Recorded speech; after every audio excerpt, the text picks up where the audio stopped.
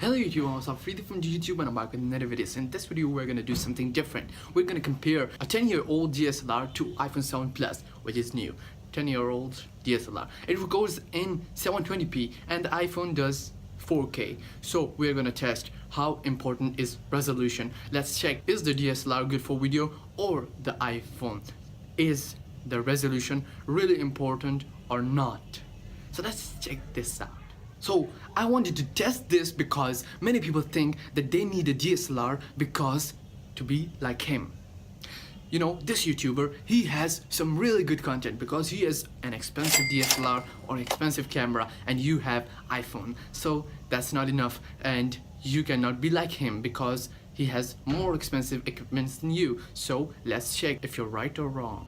So this is the DSLR at 18mm and f3.5. So, you know, this camera is not good, but now we are here on natural light and the same settings. But now if we change to the iPhone 7 Plus, you see that it's much better than the DSLR. So resolution and ISO performance are really important.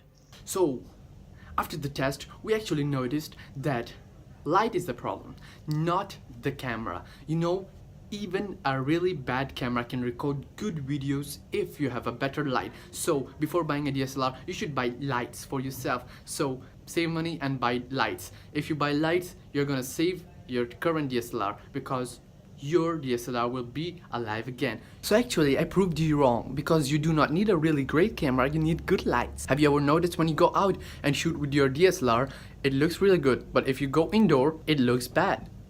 That's the reason. Outside there's a huge softbox, which is the clouds. If it's a cloudy day, the lighting is gonna be pretty good. If it's a sunny day, you cannot look, you will be like this.